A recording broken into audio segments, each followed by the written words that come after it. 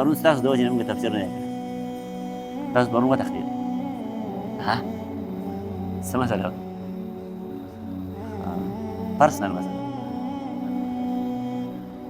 صحیح بهرحال بیا داسې نور کله خو بیا د ماښامې به کېږي انشاءالله صحیح دا خو دا زموږ د ملګري راغلي دي دو نصرت دا زموږ یو قسم د دو نصرت دی صحیح شو ہم نے یہ اپنا جو درس ہے ٹھیک ہے بھائی آپ کے لیے وقت ہم نے تبدیل کیا بھائی کہہ رہے ہیں کہ ہمارا کوئی مسئلہ تھا اسی وجہ سے کل نہیں آئی تھی اللہ جل شانہ فرمائی وَلَن تَرْضَ عَنْكَ الْيَهُودُ وَلَا النَّصَارَى حَتَّى تَتَّبِعَ مِلَّتَهُم هیڅ کله نه راضي کېږي د یهودیانو او عیسایانو ستانه حتی تتبع ملتهم تر دې پورې چې ته دوی تابعداري وکړي د دوی د ملت یعنې د دوی د دین تابعداري وکړي صحیح شوله که نه تا بېدینه کړي بس همدقه مقصد دی ټیک شوله اوس تاسو نن سبا سوچ وکړئ که نه د دغه یهودیانو او د دغه عیسایانو دغه یو مقصد دی چې مسلمان په څه طریقه باندې د دین نه واړئ او په خپل مسلک باندې په خپل دین باندې راواړئ خپله پیروي په مسلمان باندې وکړي او د دې حق دین نه یې واړئ نو اوس هم د یهودیانو او عیسایانو دغه کوشش دی دغې وجې نه پیغمبر علیه صلات وسلام فرمایلي وو نبي علیه صلات وسلام حدیث دی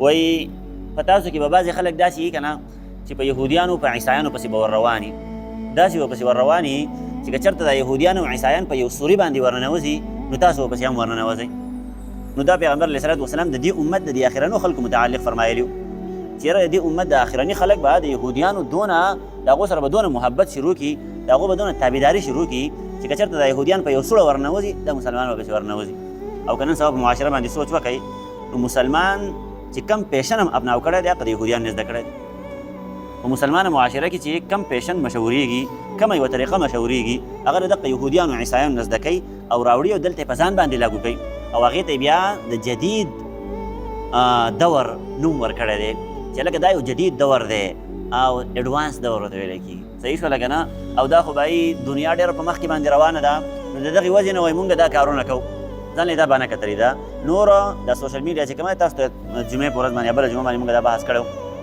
چې دا کومه سوشل میډیا راوتلې ده هم د دې دپاره راوتلې ده چې مسلمانان د دین نه واړئ مسلمانان د خپل دین او مذهب نه وباسي په دغه مقصد باندې راایستلی شوې ده او مسلمانان د هغې دعوهګیر جوړ شوي دي صحیح شوله که نه مسلمانانو دغه کوشش شروع کړلی چې په څه طریقه باندې یې دغه یهودیانو عیسایانو تابعداري وکړي او هغو راضي کړي صحیح شوله یا مسلمانان د هغو چې هغه څونه پیشنونه دي د هغو چې هغه څونه طریقې دي هغې خپلې کړي دي او په دې کوشش کې دي چې یاره څنګه مونږ د یهودیانو د عیسایانو سره مشابهت اختیار څنګه به زه د یهودي په شانته ښکاره کېږم څنګه به زه انګریز په شانته ښکاره کېږم څنګه به زما دا شکل او صورت د یو عیسایي په شانته جوړېږي په دغه کوشش کې مونږ لګیا یو که نه یو ما تاسو ته په معاشره باندې په سوشل میډیا باندې سوچ وکئ نو په هر ځای کې دغه شور مچاو دی چې بس یهودیان کومه طریقه راوباسي ما ورته پسې روان یو ما ورته خلاصه کې زما او ستا چې دا کوم حکومت دی په قصه پوهېږي دغه حکومت هغه قانون په تا باندې لاګو کوي چې کوم یې د انګریز نه زده کړی دی کوم چې د یهودي او عیسایي نه زده کړی دی هغه قانون راوړي په تا باندې لاګو کوي په قصه باندې پوهېږئ نو یوازې پسې زه نه یم روان یوازې پسې تم نه روان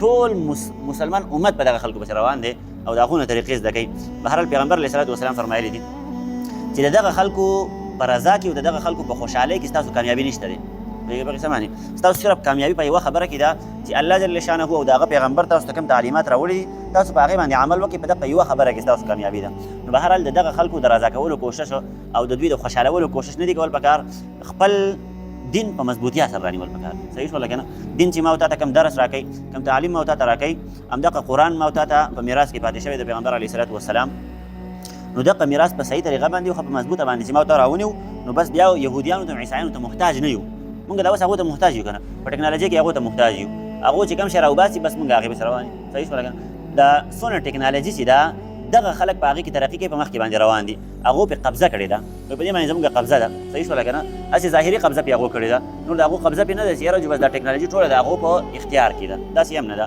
خو بهرحال ظاهري داسې ښکاري چې یاره د هغو پرې قبضه ده نو او معلومیږي هم داسې صحیح شوله که نه ځکه په دنیا کې هغو په مخه باندې روان دي حالانکه پیغمبر علیه صلات وسلام فرمایلی دي چې په دین باندې تاسو کله چلېږئ په دین اسلام باندې نو تاسو په دنیا کې هم کامیابئ په آخرت کې به هم کامیابئ او په دې باندې مونږ ښه ډېر شکرته بحث کړی دی چې لکه دغه یهودیان او عیسایان په دنیا کې ولې کامیاب دي ځکه کامیاب دي چې دوی د پیغمبر په هغه تعلیماتو باندې عمل کړی چې په کوم کې د دنیا کامیابي ښودلې ده الله جل شانه پوهېږئ په قصه باندې نو دا ما ورته د قرآن مجید دونه مطالعه نه کوو لکه څونه چې یهودیان او عیسایان کوي ما ورته د قرآن مجید د پیغمبر علیه صلات وسلام احادیث دونه نه دي سټډي کړي دونه مطالعه د هغې نه ده کړې لکه څنګه چې دغه غیر مذهبه خلکو کړې ده هغو ته پته ده چې په دې شي کامیابي ده پوهېږئ په قصه باندې. نو بهرحال مسلمان له پکار دي چې یاره دی په خپل دین په مضبوطیا راونیسي، نو بیا به مسلمان په دنیا کې ځلیږي، اسلام به په دنیا کې ځلیږي. خو چې کله ته د هغو په تابعدارۍ کې لګېدلی، د هغو په خوشحالولو کې لګېدلی، نو بیا د مسلمان کامیابي نشته. مسلمان به ښه په شا باندې رواني او دغه خلک به ښه په مخکې باندې رواني.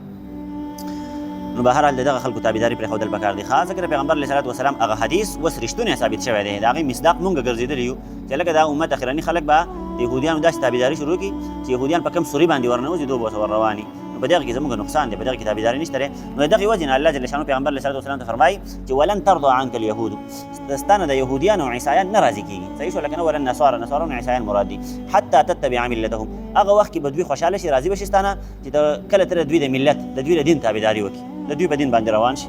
ولئن اتبعت اهواءهم بعد الذي جاءك من العلم، او که چېرته تاسو یعنې مسلمانانو تابعداري وکړه د دغه کافرانو د خواهشاتو، یعنې چې هغو درته څه وایي او تاسو په هغې باندې روان یئ. دغه عیسایان او یهودیان په معاشره کې څه قسمه فیشن هم راوباسي، څه قسمه خیالات راوباسي. صحیح شوله؟ او تاسو د هغې تابعداري کوئ او د هغې نه وروسته یې وکړئ چې تاسو د هر څه نه خبر یئ.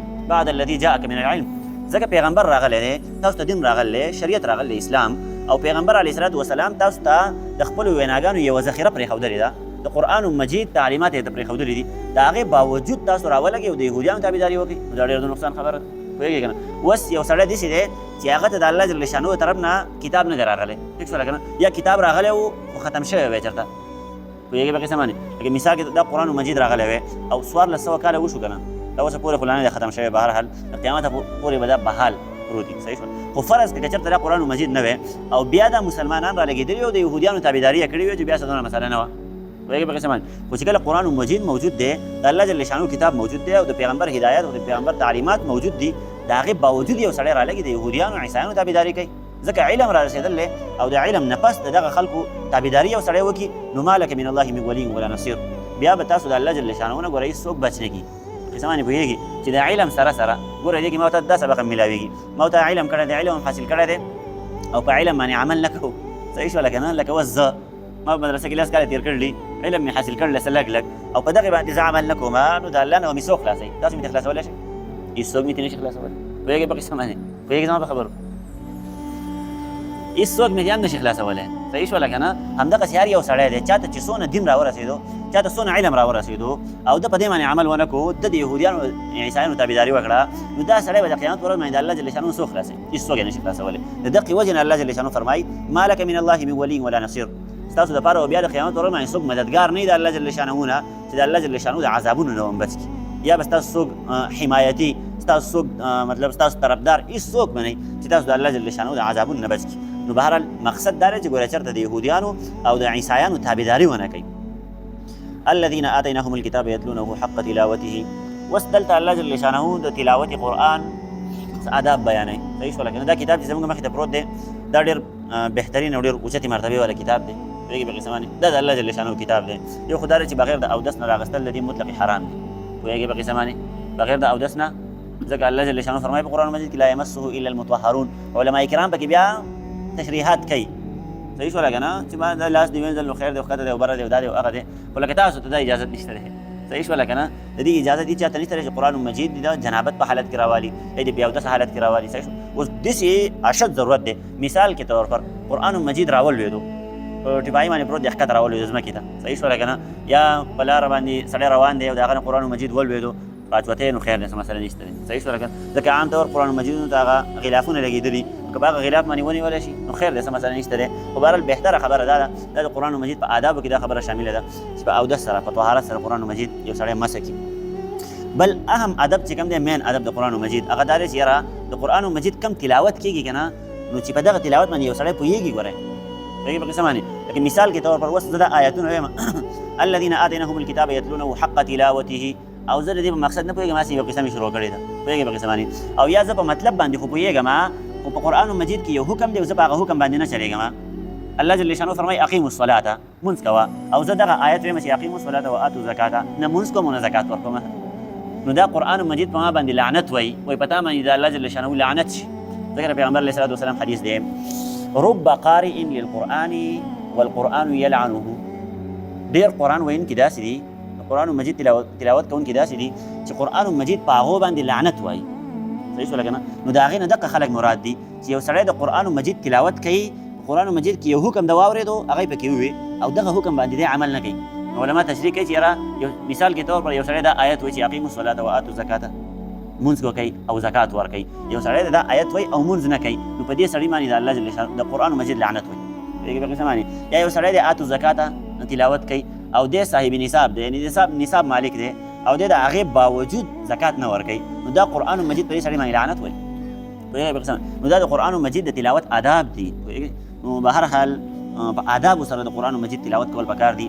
بل بیا عبد الله ابن عباس رضی الله عنه غالبا فرمایي چې د قران مجید د تلاوت ادب دا دی کنه چې د دې په دې کې کم حلال چیزونه دي هغه حلال اومني، صحیح ولا کم چې په دې کې حرام دي هغه حرام اومني. بس دغه د قران مجید د تلاوت هغه ادب دی، د دې لحاظ ساتل، خیال ساتل، صحیح ولا.